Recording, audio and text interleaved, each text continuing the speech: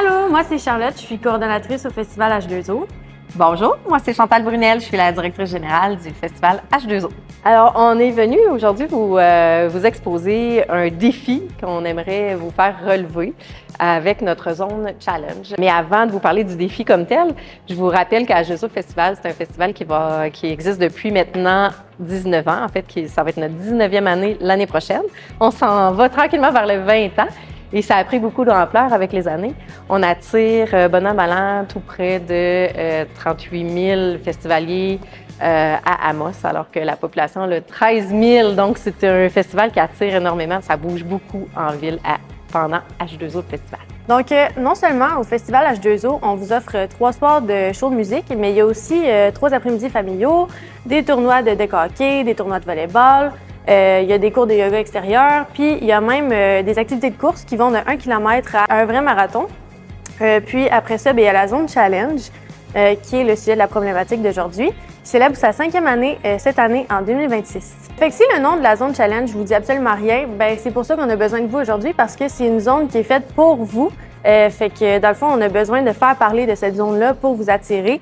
Puis la rendre à votre image. Donc, comme Chantal a dit, si on attire plus que le double de la population d'Amos à chaque année, il faudrait que les gens qui soient là sachent que la zone challenge est présente, parce que c'est vraiment pour les jeunes secondaires, les jeunes adultes. C'est vraiment pour vous. Fait que cette année, on vit sur vous pour mousser les choses. Alors, pour la suite, voici ce qu'on vous demande. Nous aimerions que vous trouviez 2 à 3 activités que vous aimeriez vivre, vous, dans la zone challenge. L'été prochain, qui va être notre 19e édition du festival, mais la 5e édition de la zone challenge.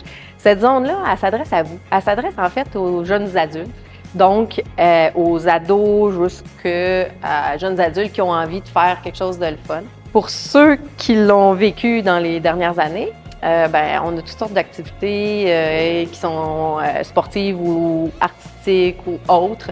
Ça peut être ce que vous voulez, mais ce qu'on veut, c'est que vous nous sortiez 2 à 3 idées qui vous plairaient à vous, qui feraient que vous veniez à la zone challenge, que vous vous déplaceriez pour y être et y participer. On vous donne un budget de 25 000 $. Vous l'avez, là. Vous n'avez pas besoin de le chercher, on vous l'offre. Vous l'avez, vous avez 25 000 $. Montrez-nous ce que vous aimeriez faire avec ce 25 000 $-là et pensez à inclure tout ce qui est promotion. Comment vous feriez pour promouvoir votre activité? Qui va s'en occuper, etc. Mais on a des petites questions pour vous aider à faire votre brainstorm. On a des petites questions que vous allez pouvoir, que Charlotte va vous adresser pour vous aider. Donc, voici les questions à vous poser pour approfondir vos idées. Donc, premièrement, ça serait de savoir qui va s'occuper de cette activité-là. Est-ce que ça va être une entreprise de l'Abitibi? Est-ce que ça va être un organisme? Est-ce que ça va être plutôt des bénévoles que vous allez chercher? Si vous avez des membres de votre famille qui seraient déjà partants pour faire cette activité-là, on a besoin de savoir qui va s'en occuper. Deuxièmement, on a besoin de savoir aussi, selon l'aménagement de la zone challenge, selon l'espace, comment vous allez faire pour que l'activité rentre dans cet espace-là. Est-ce que vous avez besoin de 2 tables, de chaises? Est-ce que vous avez besoin de professionnels qui viennent expliquer les activités puis encadrer la journée? Aussi, si c'est une activité qui est plus électronique, est-ce que vous avez besoin de rallonge, de plus d'électricité? Ça va engendrer des coûts. Donc, pour le côté besoin, on a vraiment besoin de se mettre dans l'idée de ce que vous allez nous présenter. Ensuite, il faut aussi respecter les valeurs de H2O. On promouvoit beaucoup l'environnement. Donc, tout ce qui est déchets inutiles, si vous faites des activités plus d'eau quand il va faire chaud, de peut-être prioriser des objets qui sont réutilisables et non des ballons d'eau qui vont créer plein de déchets à l'extérieur. Puis, pour finir, dans le fond, le Festival H2O, c'est à ne pas oublier que c'est un organisme à but non lucratif. Donc, de ne pas nécessairement penser en termes de profit, mais plus en termes de plaisir. On veut vraiment vous faire profiter de cette zone-là. On veut que les gens qui passent puissent y accéder de façon la plus gratuite et accessible possible. Donc, de ne pas penser vraiment à vendre des choses puis à faire du profit. Puis aussi, vous pouvez aller voir les activités que les élèves de l'année passée ont trouvées. Il y avait aussi beaucoup d'idées. Vous pouvez les approfondir, vous en inspirer. Fait qu'on a bien hâte de voir ce que vous nous préparez. Donc, en résumé, on veut encore une fois cette année voir avec vous ce qui vous intéresse comme activité pour faire vibrer cette zone-là, aller chercher le maximum de jeunes en région, les rendre ça très intéressant. Donc, vous avez 2 à 3 activités à nous présenter, un budget de 25 000 $ qui inclut les coûts de promotion.